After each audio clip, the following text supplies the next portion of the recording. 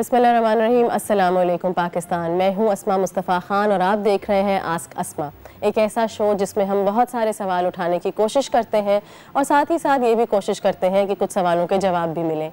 एक ऐसा ही सवाल मगर ज़रा तल्ख़ आज के शो में हम उठाएंगे। इस बात का तयन मैं आप पे छोड़ूंगी कि आपके घर में बैठे हुए कौन से अफराद को ये शो देखना चाहिए और किस उम्र से कम अफराद को ये शो नहीं देखना चाहिए। हाँ, ये ज़रूर है कि प्रोग्राम के आखिरी हिस्से में मैं दावत दूंगी आपके घर में मौजूद हर बच्चे को कि वो आखिरी सेगमेंट ज़रूर देखे, लेकिन उसके बारे में मैं आपको याद दहानी करा दूंगी उस सेगमेंट से बिल्कुल पहले।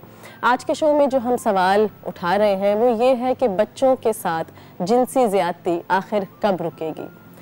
बात का आगाज़ करते हैं कसूर से। कसूर हमारा एक ऐसा शहर जिसको हमें याद करना चाहिए बहुत अच्छे अल्फाज में। ये एक ऐसा शहर है जो कि तदफीन गाह है हमारे सूफ़ी शायर बाबा बुल्ले शाह की, मगर अफसोस की बात यह है कि इसका तस्करा जब भी होता है जहन में कुछ और इमेजेस आते हैं और ज़बान पर कुछ और ही गुफ्तगू आती है। चाहे बात हो 2006 से लेकर 2014 तक की, जबकि पाकिस्तान की तारीख़ का सबसे बड़ा अब्यूज़ स्कैंडल इस शहर से मुंसलिक हमारे सामने आया, जहाँ पे तकरीबन 300 बच्चे जिनसी इस्तेहसाल का शिकार हुए। उसी वाक़े के दौरान 50 मजहबी स्कॉलर्स ने एक फतवा दिया सज़ा याफ्ता इंसान के लिए कि उसको सज़ाए मौत होनी चाहिए। या फिर बात हो 2019 की, इस साल की, जब एक बार फिर कसूर हमारी ख़बरों की सुर्खियों में है, मगर इस बार ये हमें बेचैन कर देने वाली याद दहानी कराता है। ये याद दहानी कराता है हमें ज़ैनब की, जिसकी बॉडी कचरे के ढेर से जनवरी 2018 में मिली। ज़ैनब का मुजरिम, ज़ैनब की असमत दरी और कत्ल का मुजरिम इमरान अली। इमरान अली को फांसी दी गई ज़ैनब की वफ़ात के 9 महीने बाद, जिस दिन ज़ैनब को 7 साल 2 महीने का होना चाहिए था। ज़ैनब के वालिद अंसारी साहब ने पाकिस्तान के चीफ जस्टिस का शुक्रिया अदा किया, मगर साथ में ये रंज का इजहार किया, इस गम का इजहार किया कि इस फांसी को बराह रास्त टेलीविज़न स्क्रीन्स पे नहीं दिखाया गया, क्योंकि उनको लगता था कि इससे इबरत बढ़ेगी और इन वाक़यात में कमी पेश आएगी। चाहे ये टेलीविज़न स्क्रीन पे दिखाया गया या नहीं दिखाया गया, ये फांसी एक बड़ी अहमियत की हामिल थी और हमारी सोच ये कहती थी कि इस फांसी के बाद, इस सज़ा के बाद, इस इंसाफ के बाद ऐसे केसेस में कमी आएगी। मगर अनफॉर्चुनेटली अफसोस की बात यह है कि ऐसा नहीं हुआ। 2017 की रिपोर्ट, 2018 की रिपोर्ट, अगर हम बात करें साहिल, एक ऐसा इदारा जो कि रिपोर्ट्स पिछले 18 साल से पब्लिश करता आया है, तो हमें ये नज़र आया कि इन केसेस में कमी के बजाय 11% इंक्रीज़ हुआ। पाकिस्तान में रहने वाला हर बच्चा ऐसे ही है जैसे कि वो मेरा बच्चा है, जैसे कि वो आपका बच्चा है। मगर अफसोस की बात यह है कि 10 में से हर एक बच्चे के साथ किसी ना किसी किस्म का अब्यूज़ होता है। इसके बारे में हमें कुछ ना कुछ ज़रूर करना चाहिए, लेकिन आगाज़ गुफ्तगू से करेंगे। हर पहलू से कोशिश करेंगे कि आज इस टॉपिक के ऊपर बात कर सकें। एक ब्रेक लेते हैं, ब्रेक के बाद आपको फिर से ज्वाइन करेंगे। कीप वॉचिंग आस्क अस्मा।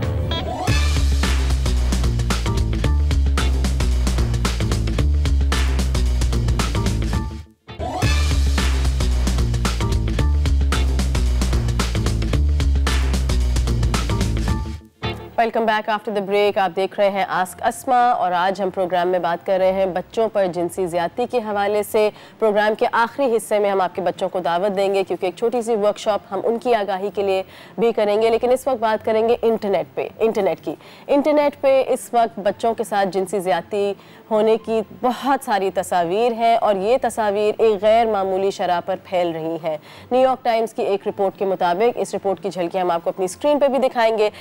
इस रिपोर्ट के मुताबिक इन्होंने ये बात की खोज लगाने की कोशिश की है कि आखिर वो क्या चीज़ है जो लोगों को राग़िब करती है बच्चों के साथ जिनसी ज़्यादती करने के ऊपर। इस रिपोर्ट के मुताबिक जो पीडोफाइल्स होते हैं, यानी वो लोग जो बच्चों के साथ ये ज़्यादतियाँ करते हैं, बहुत दफ़ा वो लोग जिस तरह हम अपनी ज़िंदगी के मुख्तलिफ स्टेजेस से गुजरते हैं, प्यूबर्टी आती है, उसके बाद अडल्टहुड आता है और ऐसे ऐसे हमारी जिनसी तरजीहात बदलती हैं। लेकिन ये वो लोग होते हैं जिनके साथ बायोलॉजिकली बहुत बार इनकी जिनसी तरजीहात अपने प्यूबर्टी की स्टेज से, बलूगत की स्टेज से आगे नहीं बढ़ पाती। यानी कि जब बच्चा 13, 14, 15 साल का है, उस वक्त बच्चे को जो चीज़ें अट्रैक्ट कर रही होती हैं सेक्शुअली, इनका दिमाग, इनका जिस्म वहीं अटक जाता है और इनकी उम्र तो आगे बढ़ जाती है मगर इनकी तरजीहात आगे नहीं बढ़ पाती।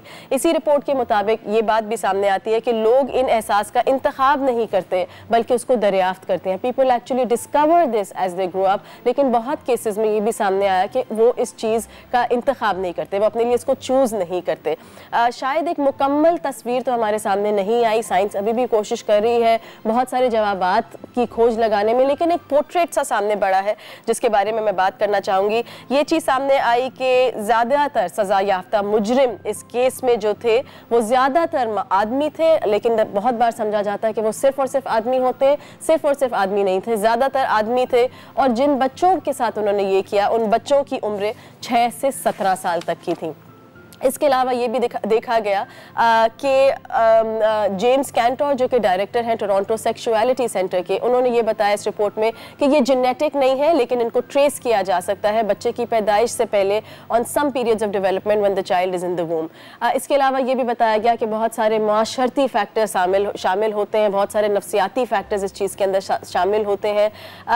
और ये भी देखा गया कि पीडोफाइल्स बहुत दफ़ा ये कहते हैं कि ये वो लोग हैं, अपने बारे में बताते हैं कि हमारे साथ भी ये अब्यूज़ हुआ। जैसे सुहेल शहजाद की अगर हम बात करें, जिसको कसूर के वाक़े में जो कि मुल्ज़िम हमारे सामने आया है, सुहेल शहजाद ने भी जब कोर्ट में गए तो उन्होंने ये बात कही कि मैं जब तंदूर पे काम करता था तो मेरा तंदूर का मालिक मेरे साथ ये किया करता था, जिसकी वजह से मेरे अंदर ये फैसिनेशन डेवलप हुई कि मुझे भी ये और बच्चों के साथ करना चाहिए। लेकिन न्यूयॉर्क टाइम्स की इस रिपोर्ट के मुताबिक ये एक वाहिद रीज़न नहीं है जिसकी वजह से लोग पीडोफाइल्स बनते हैं। ये एक रीज़न है जो हमारे सामने आता है लेकिन ये एक वाहिद रीज़न नहीं है।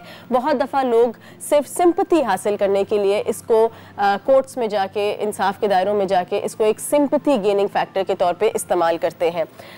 ये भी चीज़ देखी गई कि इंटरनेट पे जो तस्वीर बहुत ज़्यादा होती हैं, पहले साइंस ने हमें कुछ ये जवाब दिया था कि जो लोग तस्वीरों को देखते हैं वही लोग आगे जाके ये काम करते हैं, लेकिन ये चीज़ सामने आई कि जो ऐसी तस्वीर को देख रहे थे हर केस में उन लोगों ने आके जाके जुर्म नहीं किया, बल्कि बहुत कम परसेंटेज है जो कि ट्रिगर हुआ था तस्वीर के ज़रिए। मगर ये ज़रूर कहा गया कि ये तस्वीर ऐसी गुफ्तगू में, ऐसी सोच में ट्रिगर ज़रूर कर सकती हैं, इसलिए definitely some kind of software ban is necessary. 40% cases में ये देखा गया कि वो लोग जो कि पीडोफाइल्स थे उन्होंने ये जुर्म किया किसी न किसी नशे में, चाहे वो अल्कोहल का नशा था या वो कुछ और ड्रग्स थी। और ये चीज़ हमारे सामने आती है कि थेरेपी बहुत हद तक कामयाब है ड्रग केसेस को, अल्कोहल अब्यूज़ केसेस को हल करने के लिए। बहुत सारी मेडिसिन हैं जिनके ज़रिए ये केसेस हल हो सकते हैं, बहुत सारी थेरेप्यूटिक तरीके जिनके ज़रिए ये केसेस हल हो सकते हैं। ज़रूरत ये है कि जहां हम इसकी इतनी ज़्यादा बात कर रहे हैं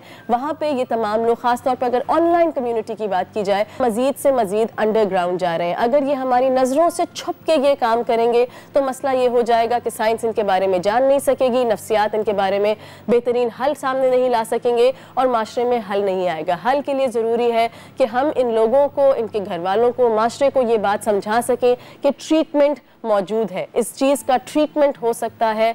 और इसलिए बहुत ज़रूरी है कि हम इनको अपनी जेलों में ज़रूर भेजें, इनको सज़ाएं ज़रूर दें, लेकिन साथ ही साथ इनको ट्रीट भी करें। हम एक ब्रेक लेंगे, ब्रेक के बाद जब आप प्रोग्राम में आएंगे तो मुझे ज्वाइन करेंगे एक मेरे ख़ास मेहमान। ख़ास इसलिए हैं क्योंकि ज़िंदगी में 9 साल वो इसी किस्म के अब्यूज़ से गुजरे हैं, मगर आज उन्होंने बेइंतहा हिम्मत हासिल की है और ये कहानी वो हम सबको सुनाएंगे ताकि हम इससे बहुत कुछ सीख सकें। Will take a break.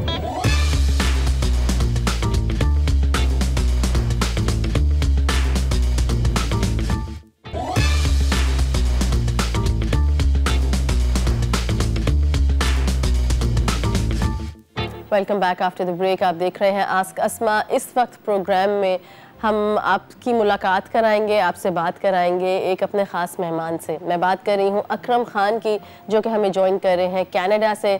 अकरम की क्या कहानी है, आइए आपकी बात कराते हैं। अस्सलाम वालेकुम अकरम। वालेकुम सलाम। अकरम, बहुत शुक्रिया प्रोग्राम में शमूलियत पे आमादा होने के लिए। ये ऐसी बात थी जिस पर मुझे आपको आमादा नहीं करना पड़ा। You were ready, very very courageous of you Akram. मैं जानना चाहूँगी कि आपकी जो कहानी है अगर आप वो हम सबके साथ शेयर कर सकें, वहाँ से जहाँ से ये शुरुआत हुई। उसमें Asma, thank you so much for taking me. हम बहुत छोटे थे, हम मेरी मदर जो है वो काम करती थी, she was a working woman, we belong to, हम बहुत एक मिडिल क्लास फैमिली में थे और struggling family. My father was working, my mother was working. हम बहुत छोटे छोटे होते थे, मैं और मेरा भाई। मैं मुश्किल से 4-5 साल का। अगर आप 4 साल के थे, आपके भाई तकरीबन 5 साल के थे और आपकी वालिदा काम पे जाया करती थी और घर पे एक नौकर होता था? जी, एक नौकर होता था। सही। सो आपकी वालिदा चला जाया करती थी काम पे और आप दोनों भाई घर पे होते थे? हाँ, मेरा भाई, बड़ा भाई स्कूल होता था, मैं घर पे होता। आप घर पे होते थे? हाँ, तो वो ऐसा था कि he used to like you know, अब उसमें बहुत डिटेल में अगर मैं जाऊंगा तो वो थोड़ा सा वो मतलब he used to come and touch me, है ना, जो कि नहीं करना चाहिए बच्चों के लिए। और then he used to reassure me कि ये जो मैं कर रहा हूँ ना, ये किसी को बताना नहीं है, ये this is a secret between you and me, है ना। और वो कहता था कि अगर तुम बताओगे तो तुम्हें मैं मारूंगा। यानी आपको डराता धमकाता था कि तुम्हारे साथ में जो सब कर। हाँ, डराता, बिल्कुल डराता। ये तुमने किसी को बताना नहीं है। बिल्कुल नहीं, हाँ बिल्कुल नहीं।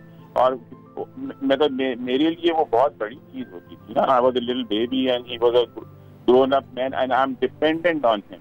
आपके वालिद साहब पाकिस्तान में नहीं रहते थे अकरम? उनकी बहुत बड़ी नेग्लिजेंस है जिससे मैं बहुत खफा हूँ और I don't see him at all.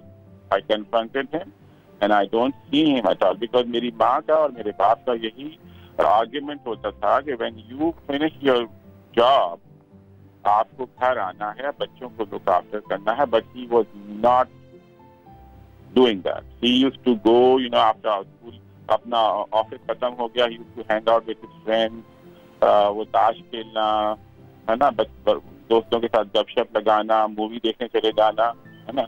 तो मेरी मदर का कॉन्फ्लिक्ट यही हुआ करता था। My mother was a very devoted woman. उनकी नेग्लिजेंस इसकी है लैक ऑफ एजुकेशन की। जब मैंने उनको कन्फ्रंट किया व्हेन आई वाज वेरी, मतलब 18 साल का था मैं, जब मैंने उनको बताया कि देखो ये हुआ है, तो my mother said to me कि बेटा मुझे नहीं पता कि आदमी आदमी के साथ भी सेक्स करता है।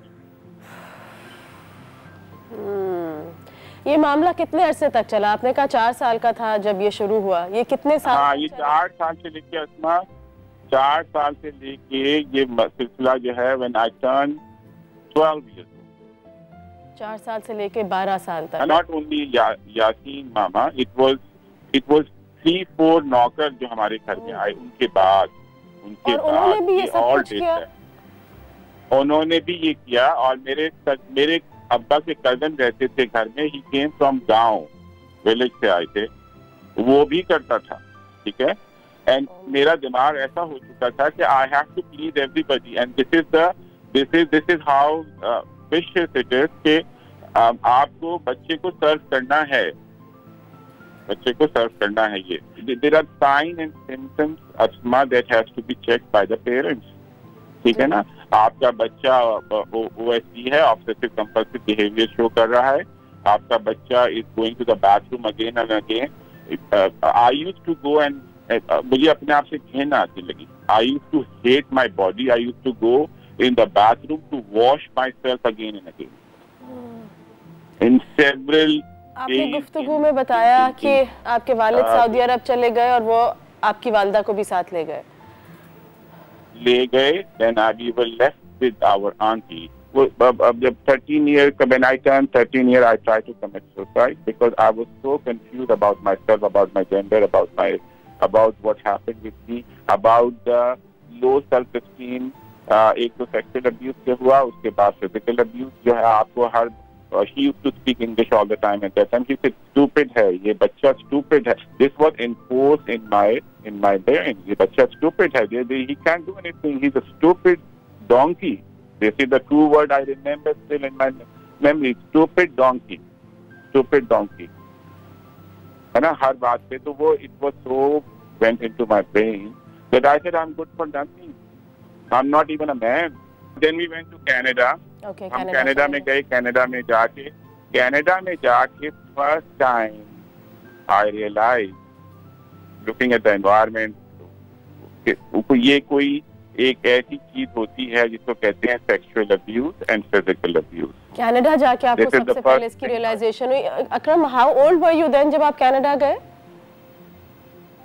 आई मस्ट बी 18 साल के तकरीबन, 18-19 साल के थे तो आपको हाँ। पहली बार पता चला कि ये कुछ गलत हुआ है मेरे साथ। हाँ, ये गलत हुआ है मेरे साथ।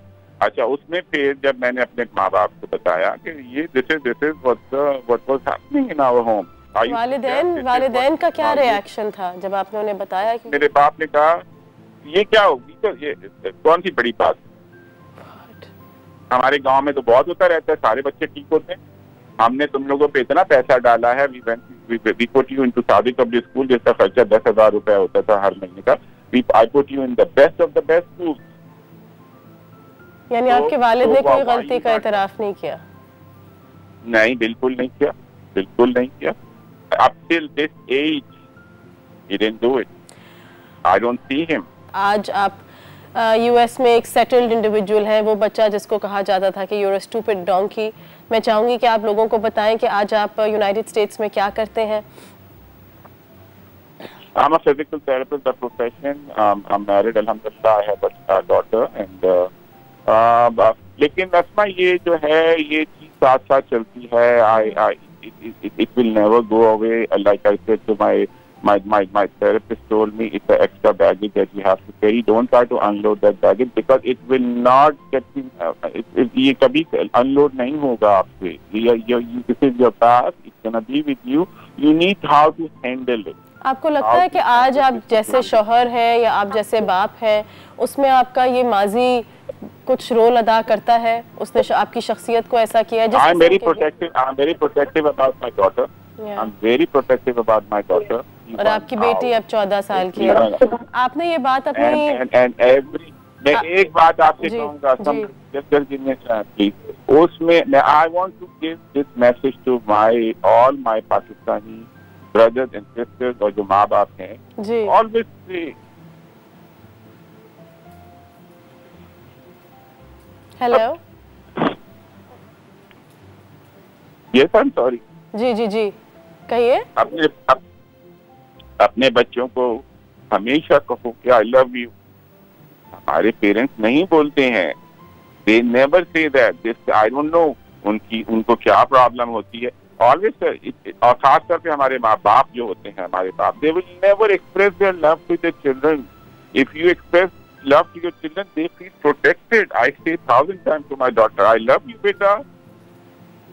में आपका क्या जाता है आप, and it's coming from your heart।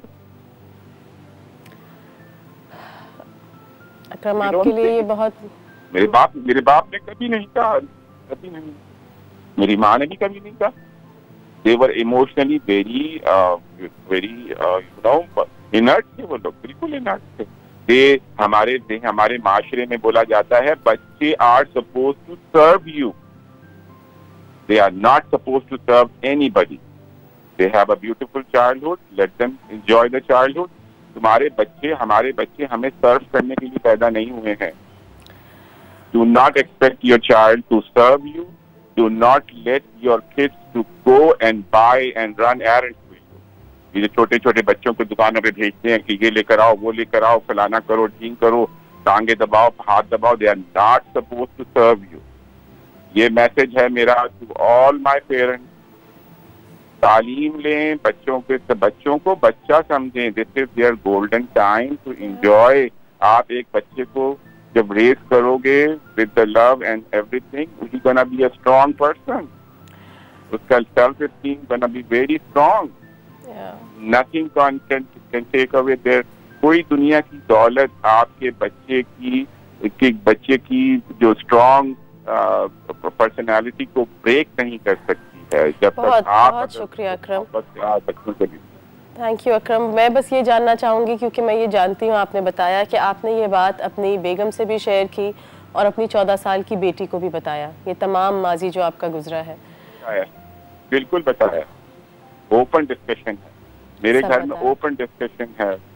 बहुत शुक्रिया अकरम, ये एक मुश्किल मरहला था आपके लिए और थैंक यू वेरी मच। आप इस मुल्क में भी नहीं हैं, एक और मुल्क से आपने हमें ज्वाइन किया। उम्मीद करती हूँ कि आपकी कहानी से हम सब बहुत कुछ सीखेंगे बहुत बहुत शुक्रिया। हम एक ब्रेक लेंगे, ब्रेक के बाद आपको फिर से ज्वाइन करेंगे।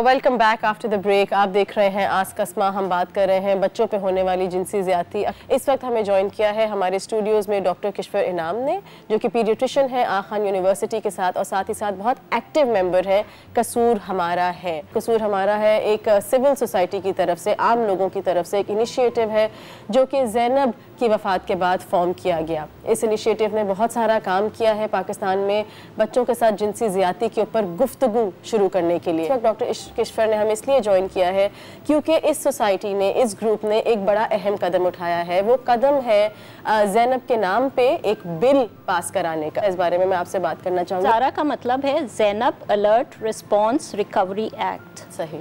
ये एक बिल है अस्मा, जो हमने एक्चुअली मैं आपको इसकी कुछ थोड़ी सी हिस्ट्री बता दूं कि it was initiated by Asad Umar साहब, और उन्होंने इसको सिर्फ अलर्ट फॉर्म जो था उसका वो उन्होंने शुरू किया था, एंड देन वो नेशनल असेंबली में पास नहीं हुआ।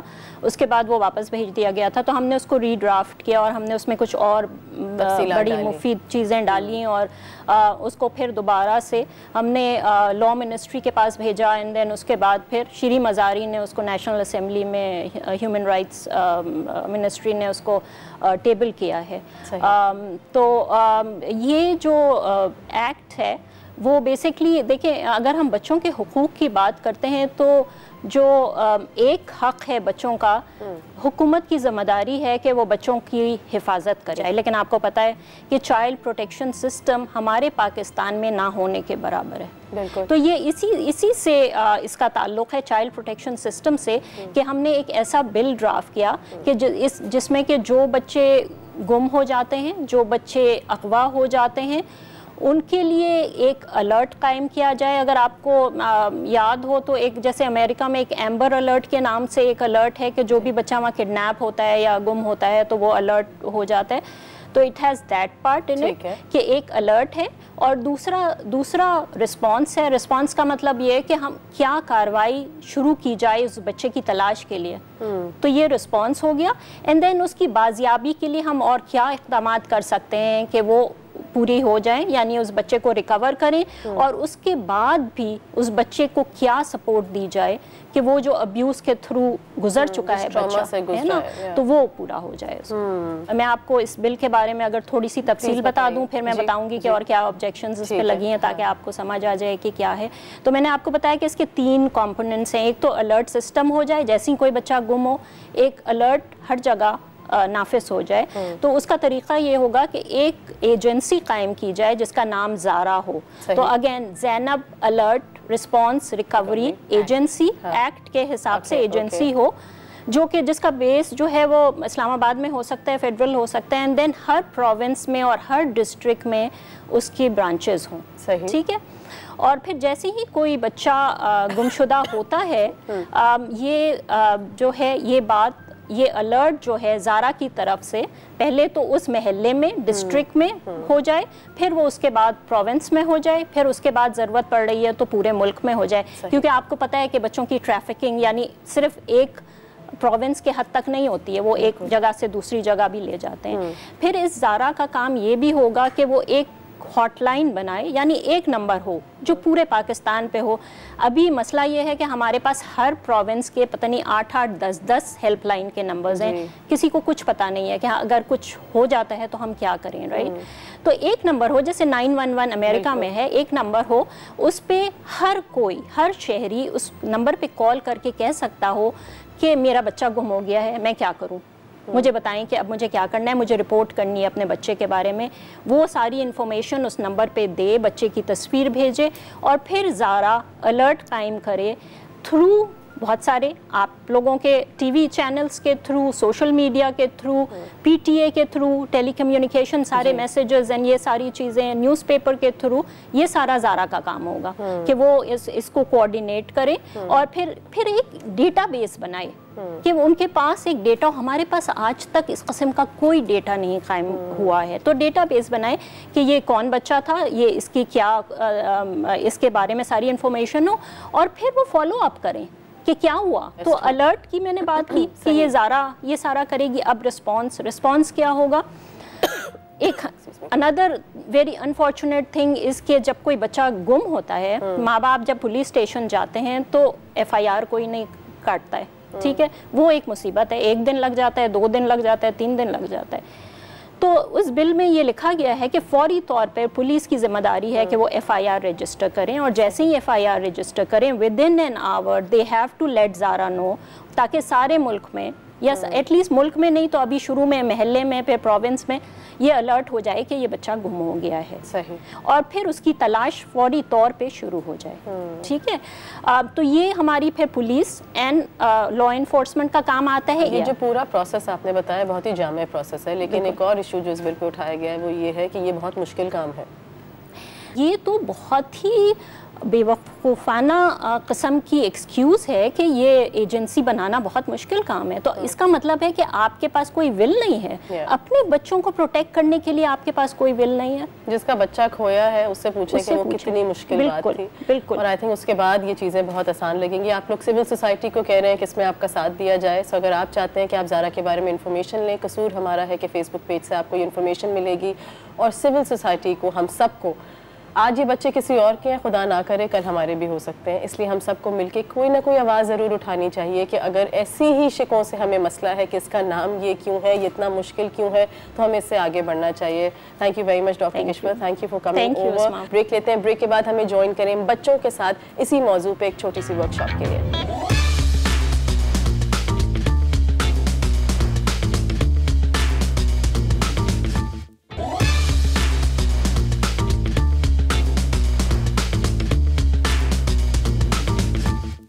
Welcome back after the break. आप देख रहे हैं आस्क अस्मा और ये वो वक्त है जब हम चाहते हैं कि आप अपने बच्चों को टेलीविज़न स्क्रीन के सामने ले आएँ, क्योंकि इस वक्त जो हम गुफ्तगू कर रहे हैं उस गुफ्तगू की बहुत ज़रूरत है। ये गुफ्तगू एक बार करने की ज़रूरत नहीं है बल्कि बारहा ज़रूरत है। मेरे साथ मौजूद हैं बहुत सारे बच्चे। Kids, thank you very much for coming. So हमारे पास जो बच्चे हैं वो 5 से लेकर 11 साल तक के लिए हैं और आज हम बच्चों से कुछ करेंगे बातें। सारे पढ़ के बता दो क्या लिखा हुआ है। My body is my body and it belongs to me. यानी कि मेरी बॉडी, आपकी बॉडी किसकी बॉडी, आपकी बॉडी है या किसी और की बॉडी है? आपकी बॉडी इज योर बॉडी। अगर आपको कोई कहता है, अगर आपको किसी को हक करने से अनकंफर्टेबल हो रहा है तो क्या आपको वो करना चाहिए? माइक में बताओ इज़लान। अगर किसी को हक करना अनकंफर्टेबल हो रहा है तो आपको करना चाहिए? नहीं करना चाहिए। अगर आपको कोई कह रहा है ओके कम एंड किस मी है, आओ मुझे यहाँ पे प्यार करो, रामा, अगर आपको कोई कह रहा है मुझे यहाँ पे आके किस करो और आपको दिल नहीं चाह रहा उनको किस करने का, तो क्या आपको करना चाहिए? नहीं, राइट। सो जब हमारी बॉडी, क्योंकि हमारी बॉडी है, सो जिसको हक करने में हम कंफर्टेबल हैं वो करना चाहिए और जिसको कंफर्टेबल नहीं है उसको क्या करना चाहिए? नहीं करना चाहिए। Who has point number 2? किसके पास है भाई? I have a safety network. I have a safety network. Safety network क्या होता है? चलो मुझे 3 लोगों के नाम बताओ जिनको आप लोग हर वक्त ट्रस्ट कर सकते हो। वो 3 लोग जो आपके बेस्ट लोग हैं फैमिली में या फ्रेंड्स में। कौन है? माइक में बताना अलीमा। माइक में। My mother. अम्मा और 3 बताओ, 3 नाम। Abba. अम्मा, अब्बा और बहन को कर सकते हो। सालार, आप बताओ आपके सेफ्टी नेटवर्क यानी वो जो कि पक्के लोग हैं वो कौन है? 3। अम्मी, अब्बू और कजिन। ठीक है जोई, अगर आप माइक लें और मुझे बताएं कि वो कौन से 3 लोग हैं जिन्हें आप सब कुछ बता सकती हैं? बाबा, मामा, फ्रेंड्स। और कोई फ्रेंड है। सो ये वो लोग हैं जिनको हम सब बता सकते हैं और ये बात हमें हमेशा याद रखनी है। किसके पास है point number 3? Early warning signs. Early warning science यानी कभी भी जब हमें डर लगता है या हम परेशान होते हैं तो बॉडी को कुछ होता है। क्या होता है बताओ?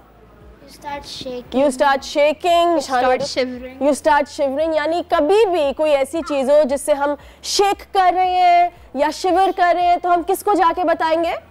हमारे सेफ्टी नेटवर्क में जो 3 लोग हैं. Okay, so let's look at this one. इस पे क्या लिखा है? क्या लिखा है?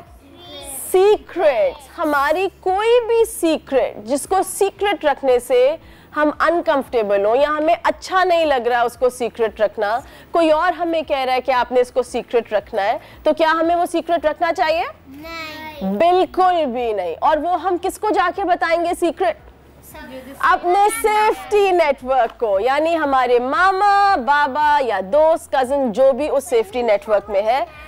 और आखिरी पार्ट क्या है? This is the last very important part. ये क्या है? Private part. Private parts. हमारे जिस्म के कौन से पार्ट्स प्राइवेट पार्ट्स होते हैं? Lips. लिप्स. लिप्स हमारे प्राइवेट पार्ट है. Chest. चेस्ट हमारा प्राइवेट पार्ट है. आगे कोई बताना चाहेगा? मुझ तक Between our legs. Area between our leg. और चौथा प्राइवेट पार्ट कौन सा है? Bottom. Our bottom. सो हमारे लिप्स, हमारा chest, part between our legs और बॉटम, ये चारों हमारे प्राइवेट पार्ट्स हैं. किसी को भी ये राइट नहीं है सिवाय मामा बाबा के या डॉक्टर, अगर हमारे मामा बाबा साथ हैं, कि वो हमारे इन प्राइवेट पार्ट्स को टच करे या हमसे कहे कि किसी और के प्राइवेट पार्ट्स को टच करे या हमें कोई ऐसी तस्वीरें दिखाए प्राइवेट पार्ट की. अगर हमारे साथ ये कोई करता है तो हमें सबसे पहले क्या करना चाहिए? क्या करना चाहिए? मामा बाबा समझो दूर हैं, आज हम सेफ्टी नेटवर्क के पास नहीं जा सके, नहीं देखना चाहिए और उसको रोकना चाहिए. आप सब चीख सकते हैं? नहीं. Can you all scream and से नो? तो सबसे पहले चीख के कहना है नो और फिर सेफ्टी नेटवर्क के पास जाना है. अगर आप स्कूल में और मामा बाबा दूर है तो फिर क्या करना चाहिए? Tell your teacher. Tell your teacher. Right. So कभी भी कोई हमारे पास ऐसे आता है, सबसे पहले दोबारा से चीख के बताओ, सबसे पहले कैसे चीखेंगे और फिर क्या करेंगे? सेफ्टी नेटवर्क के पास जाएंगे. और अगर सेफ्टी नेटवर्क दूर हो तो उस वक्त जो भी एडल्ट है उसको जाके ये बात बताएंगे. Is that clear? Fantastic. Thank you for joining us, kids. I hope आज का शो कुछ मदद करे इस गुफ्तगू को आगे बढ़ाने के लिए. Like I said earlier, एक बार नहीं, 2 बार नहीं, 3 बार नहीं, बार बार ये बात करनी है. Thank you for watching the show. अपना ख्याल रखिएगा. खुदा हाफिज. खुदा हाफिज. You all want to